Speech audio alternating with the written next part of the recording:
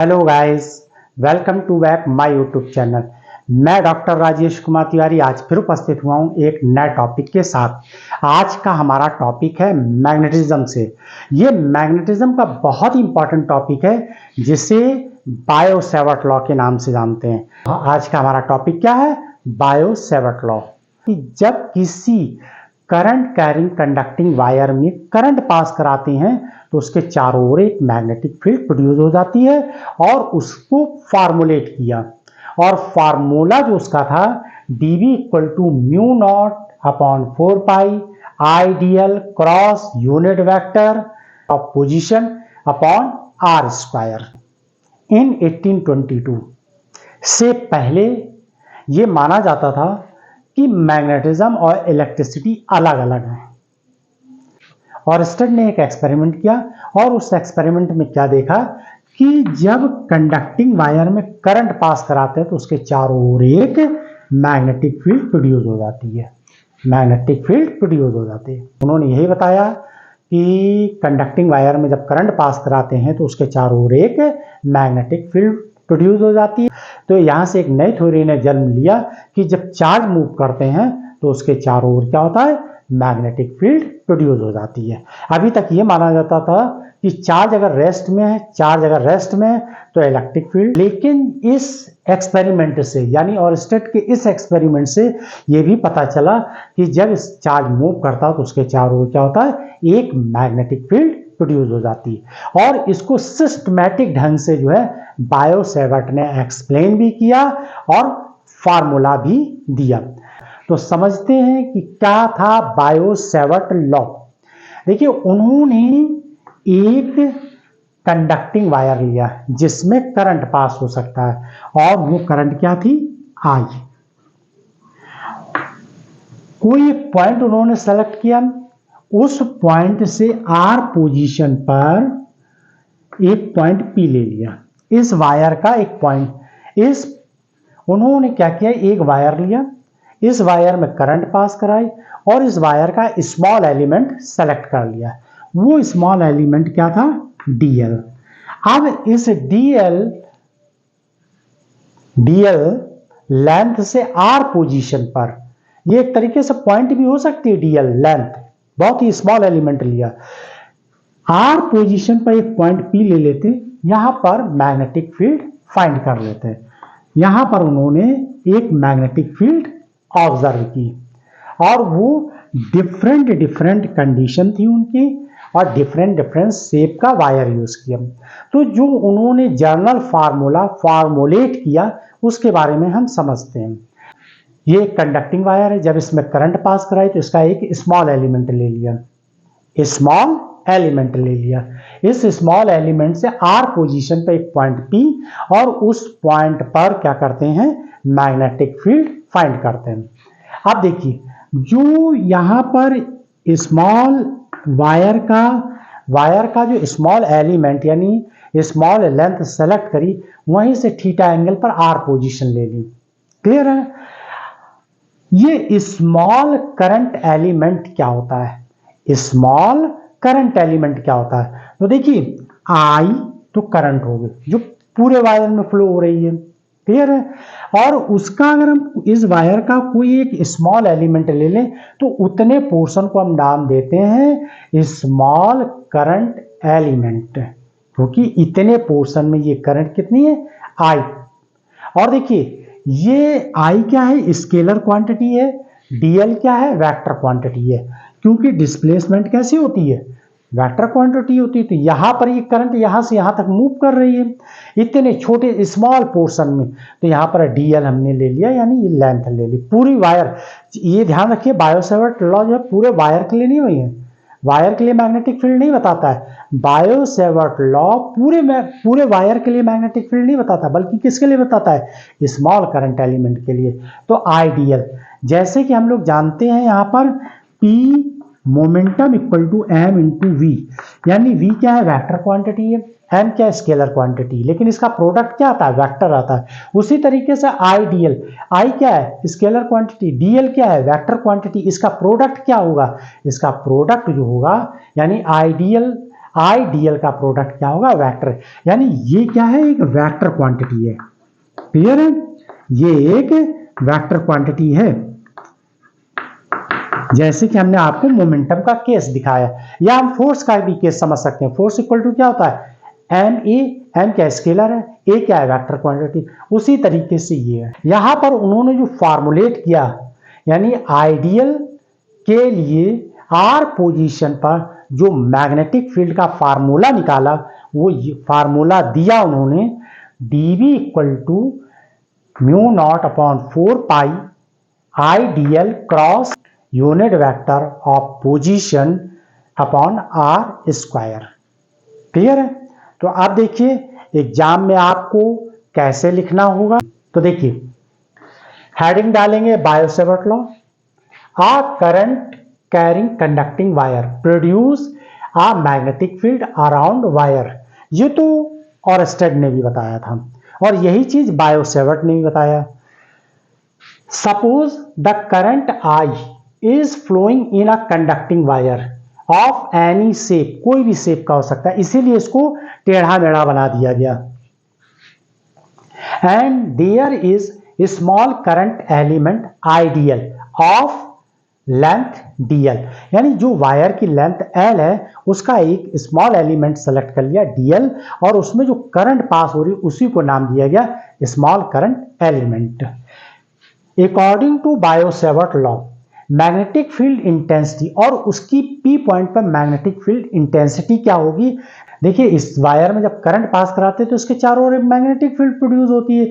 अगर हम यहाँ पास देखेंगे तो मैग्नेटिक फील्ड ज्यादा होगी, दूर देखेंगे और दूर जाएंगे तो मैग्नेटिक फील्ड क्या हो जाएगी, कम हो जाएगी। और अगर हम इससे दूर जाएंगे, यानी इस वायर से हम जितना दूर होते चले जाएंगे फिक्स करंट के लिए, अगर हम फिक्स करंट की बात करें तो जैसे जैसे इस वायर से दूर होते जाएंगे तो मैग्नेटिक फील्ड की इंटेंसिटी कम हो जाएगी। तो देखिए यहाँ पर according to Biot Savart law magnetic field intensity is given by dv equal to mu naught upon 4 pi idl cross unit vector of position upon are square, यानी ये वेक्टर फॉर्म में। अब इसी को हम ऐसे लिख सकते हैं dv equal to mu naught upon 4 pi I D L cross R, यानी position vector upon are square. और देखिए यहां पर एक आर और आ जाएगा, यूनिट वेक्टर इक्वल टू क्या होता है, पोजीशन वेक्टर अपॉन आर। ये तो है, उसका मैग्नीट्यूड हो गया। तो ये देखिए आर आ गया, आर बाई आर। ये क्या है, वेक्टर फॉर्म। ये क्या है, यहां पर एक क्रॉस प्रोडक्ट आ रहा है, इसको ऐसे लिख दीजिए dv equal to mu naught 4 pi I D l. अब हम इसको क्या करेंगे, स्केलर फॉर्म में लिखें। तो देखिए कैसे लिखें, i D l r upon are square r, और यहां आ जाएगा साइन थीटा। देखिए ए क्रॉस बी क्या होता है, A cross B, A B sine theta. यही तो हम लोगों ने पढ़ा है।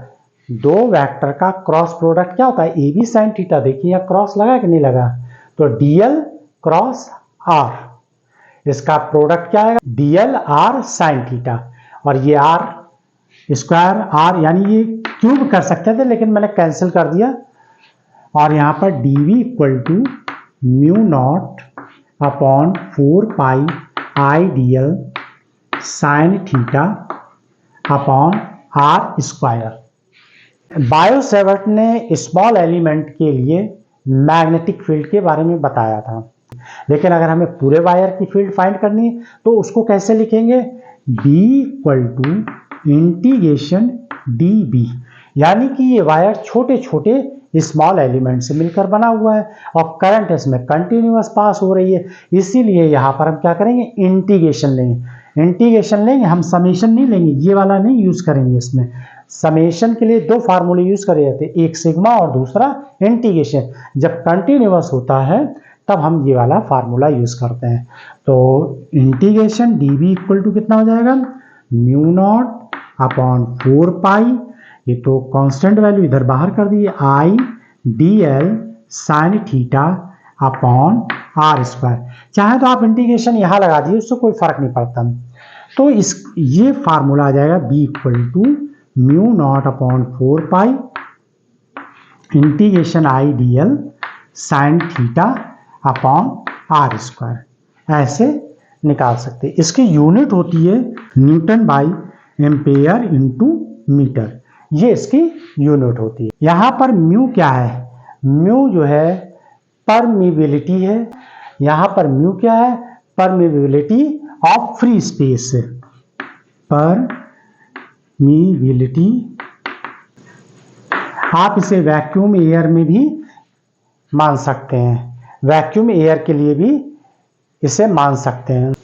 यही इनका एक्सप्रेशन था, यानी यही इन्होंने फार्मूला दिया था।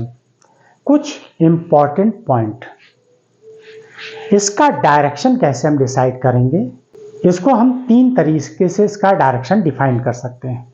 नंबर 1 मैक्सवेल के स्क्रू लॉ से, दूसरा राइट हैंड के थंब लॉ से, और तीसरा जो है हम यहाँ पर क्रॉस प्रोडक्ट, ये देखिए बना हुआ है, इससे इसका डायरेक्शन डिफाइन कर सकते हैं। देखिए सबसे पहले हम बात करते हैं राइट हैंड के थंब लॉ से। ये थंब जो है करंट का डायरेक्शन है, इसे आप मानिए करंट का डायरेक्शन। देखिए ये करंट का डायरेक्शन। अब ये जो उंगली आप पहले सीधी रखिए, ये उंगली सीधी रखिए और इसको मोड़ दीजिए, इस वायर के चारों ओर ऐसे घुमा दीजिए, कर्ल करिए, घुमा दीजिए, तो इससे हम क्या कहेंगे, डायरेक्शन। तो देखिए इस समय ये वायर तो ये इधर अंदर जा रही ना, नीचे जा रही ना, इसके बोर्ड के अंदर जा रही, तो यानी ये हो जाएगा डाउनवर्ड। और जब हम घूम के ऐसे आएंगे तो ये बाहर आ रही हैं, तो ये क्या हो जाएगा, अपवर्ड हो जाएगा। डाउनवर्ड को मैग्नेटिक फील्ड में इसे क्रॉस से रिप्रेजेंट करते हैं, और अपवर्ड को जो है इसको डॉट से रिप्रेजेंट करते हैं। इसका मतलब है कि मैग्नेटिक फील्ड बाहर की ओर, यानी बोर्ड से बाहर की ओर निकल के आ रही है, और इसका मतलब है कि ये बोर्ड के अंदर जा रही है जब ये वायर इस तरीके से रखा हुआ है। क्लियर। दूसरा क्या है, यहाँ पर स्क्रू लॉ भी कह सकते हैं, यानी मैक्सवेल का स्क्रू लॉ। स्क्रू लॉ में क्या होता है कि जब हम पेचकस को मूव कराते हैं, एग्जाम्पल पेचकस तो नहीं है, हम पेन ले लेते हैं। यहाँ पर देखिए पेन ले लेते हैं, इस पेन में देखिए जब इसको मूव कराते हैं तो ये आगे की ओर मूव करेगा, ऐसे आगे जा रहा है ना। तो यहाँ पर ये देखिए ये करंट है, जो ये आप देख रहे हैं ये करंट का डायरेक्शन है, और जो ये मूविंग हो रही है, यानी ये अंगूठा जो है ऐसे घूम के आ रहा है, ऐसे गया नीचे गया ना, यानी इस तरीके से मूव हो रहा है कि नहीं हो रहा है। देखिए ये ऐसे मूव करेगा तो ये कर्ल फिंगर्स ऐसे जा रही है कि नहीं जा रही है, ये फिंगर ऐसे, अंगूठे का डायरेक्शन क्या है, करंट का डायरेक्शन, और कर्ल यानी फिंगर्स का डायरेक्शन कैसा है, कर्ल शेप है, तो यानी इस समय क्या है, डाउनवर्ड है। और जब यही घूम के ऊपर आ जाएंगे तो ये अपवर्ड हो जाएगा। तो देखिए इस साइड क्या है, डाउनवर्ड है, इस साइड क्या है, अपवर्ड। अगर हम इसका डायरेक्शन पलट देंगे तो देखो ये करंट, ये अंगूठा क्या है, अंगूठा क्या है, थंब क्या है, डायरेक्शन करंट का बता रहा है, और ये फिंगर, तो अब ये डाउनवर्ड हो गया, और यहां से घूम के इधर आ गए तो अपवर्ड, तो ये डाउनवर्ड ये अपवर्ड। और अगर करंट का डायरेक्शन ऐसे कर देते तो ये डाउनवर्ड है और ये अपवर्ड है। क्लियर है। तो इस तरीके से हम, ये तो हो गए दो थ्योरेटिकल, मैथमेटिक्स के रूप में देखें तो देखिए यहां पर d l cross r, d l cross r. तो इस केस में क्या होता है, हम कार्टेशियन फॉर्म से इसको समझते हैं। देखिए ये वाई डायरेक्शन है, वाई एक्सिस है, और ये एक्स एक्सिस है, एक्स एक्सिस और ये वाई एक्सिस। क्लियर है। यहां पर ये आइडियल क्या हो जाएगा, करंट का डायरेक्शन। करंट का डायरेक्शन नहीं माना जाता, लेकिन एक पार्टिकुलर डायरेक्शन में फ्लो होती है। डीएल हमने ले लिया स्मॉल एलिमेंट, तो अब ये डायरेक्शन हो गया कि नहीं हो गया। और एक्स एक्सिस यानी कि ये आर पोजीशन हो गई, जैसा कि पोजीशन माने यहां पर तो एक दूसरे के परपेंडिकुलर है कि नहीं है। और ये जो डायरेक्शन है जेड, ये वाला जो जेड एक्सिस है, यही मैग्नेटिक फील्ड को रिप्रेजेंट करेगा। तो देखिए यहां पर ध्यान रखिएगा, हमने इधर बनाया है इधर नहीं होगा, ये तो बाहर की ओर है, मतलब ये एक तरीके से इस साइड बाहर कर रहा है ना। तो ये जो जेड है यहां बनेगा इस साइड, तो ये जो जेड है ये मैग्नेटिक फील्ड का डायरेक्शन बताएगा और उस समय ये कैसा होगा, डाउनवर्ड होगा। यहां पर मैग्नेटिक फील्ड का डायरेक्शन कैसा होगा, डाउनवर्ड होगा। क्लियर है ना। तो ये था तीसरा मेथड जिससे हम ये पता लगा सकते हैं कि मैग्नेटिक फील्ड का डायरेक्शन किधर है। क्लियर है ना। और अब जो है हम बुक्स के हिसाब से बात करें, डिफरेंट बुक में पढ़ेंगे तो उन्होंने सबसे पहले क्या बताया, उन्होंने ये बताया कि डीबी जो है डायरेक्टली प्रोपोर्शनल टू आई, यानी करंट बढ़ाएंगे तो डीबी बढ़ेगी। ऑब्वियसली है कि करंट बढ़े, जब करंट पर डिपेंड ही कर रहा है तो करंट जैसे जैसे बढ़ाते हैं मैग्नेटिक फील्ड बढ़ती है, मैग्नेटिक फील्ड की इंटेंसिटी क्या होती है, इंक्रीज होती है। दूसरा उन्होंने क्या फैक्टर देखा, उन्होंने ये देखा अगर लंबा वायर ले रहे हैं यानी डीएल वायर ले रहे हैं तो जैसे डीएल लेंथ बढ़ेगी वैसे वैसे मैग्नेटिक फील्ड भी बढ़ेगी। तीसरा पॉइंट उन्होंने क्या देखा कि d B directly proportional to sine theta की, साइन थीटा की। तो जैसे जैसे थीटा इंक्रीज होता था वैसे वैसे डीबी की वैल्यू भी इंक्रीज होती थी, यानी मैग्नेटिक फील्ड की वैल्यू इंक्रीज होती थी। चौथी बात क्या थी कि dB inversely proportional square of distance या स्क्वायर ऑफ पोजीशन। 4 फैक्टर थे, इस पर ये डिपेंड करता है। तो उसी को उन्होंने कंबाइंड करके ये दे दिया, उसी तरीके से इसको कंबाइंड करके ये फार्मूला दे दिया। तो mu naught upon 4πε0 integration I DL sine theta upon are square, और इसकी यूनिट क्या है, newton by ampere into metre. Clear है। तो आई होप कि आप लोगों को समझ में आया होगा। Thanks for watch my video.